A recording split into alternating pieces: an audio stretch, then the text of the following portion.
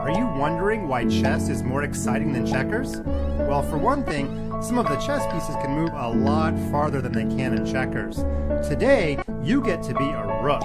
But wait a minute, I want to be a fireman. Okay, you can be a fireman later in life, but today, I just want you to be a rook. The rook can move in 4 different directions. The rook can go up. The rook can go down. The rook can go left. The rook can go right. And for any of you kids out there that like to read maps, that would be north, south, east, and west. The rook has lots of choices here. The rook can go just a little bit or all the way to the edge of the chessboard. So, my rook can move up 1, that's possible, or all the way to the edge of the board, or the rook could have stopped somewhere in between. For example, the rook could have gone up 2 squares, or even gone up 3 squares. It would have been your choice. Of course, you can't go off the edge of the chessboard. That would be crazy. In this position, I want you to try to count how many different squares the rook can move to. What number did you get? Well, if you got the answer 14, you are on the way to being a chess master. Let's count together. 1, 2, 3, and 4. Let's go down. 5, 6, and 7. But we're not done. We can go left, 8, 9, 10, and 11. To the right, 12, 13, 14. If you got more than 14, chances are you tried to count the square the rook starts on, and that doesn't really count. Are you ready for a challenge question? The rook is actually able to move to any square on the chessboard in 2 turns, no matter which one you pick. Go ahead, think of a square. Did you think of the square G7? Well, probably not. I was just guessing. But in any case, let's just start with G7 and see if you can make a plan to get there in 2 moves.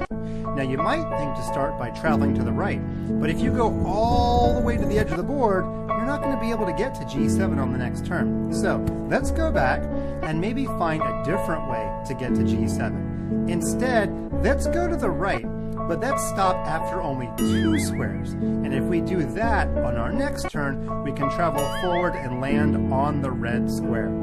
Was there another way to get to G7?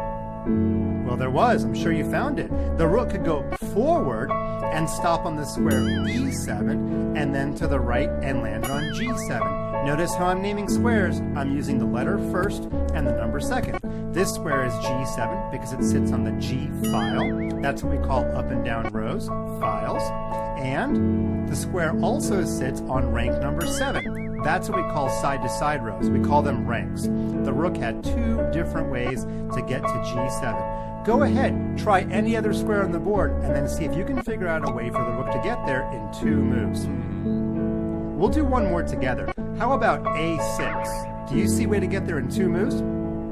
Well, we can go left all the way to the edge of the board, and then on the next turn, the rook could travel up and land on A6. Let's go back. Of course, the other way was to go forward, but stop after only 2 squares, and then go to the left, and again, we land on A6. The final thing that I want you to learn about rooks, before you become firemen that is how the rook is able to capture. It's actually very simple. The rook acts a little bit like a bowling ball and runs over the enemy piece. Let's see that in action. Here I gave black 2 rooks and white only has 1, but that's okay. We're about to do a couple of captures. These 2 black rooks are on the same file, the B file. Let's have the rook on B7 travel down the board and land on the square B4. Now these 2 rooks are aiming at each other. It's like a game of flashlight tag. But using my bowling ball idea, here comes the white rook. The white rook travels all the way over, and when the white rook runs into a black piece, he can knock it over, or in this case, take it off the board. But the rook has to stop. You don't jump over the black rook, and you certainly don't keep going. Once you capture an enemy piece in chess, you always have to stop. You can never capture 2 pieces at once. Now it's black's turn. Do you see a way that black could capture back the white rook? Well, of course. This black rook could travel up the board, run over the white rook, and then he has to leave the chessboard. You just saw your very first example of a trade. Each side got a rook. Let's review what we learned today. First of all, rooks can go up and down, left and right. They can go as far as they want to, and they're able to capture by running into the enemy piece and taking that piece off the board. We didn't learn how to become a fireman. Maybe we'll do that in our next lesson. Maybe not.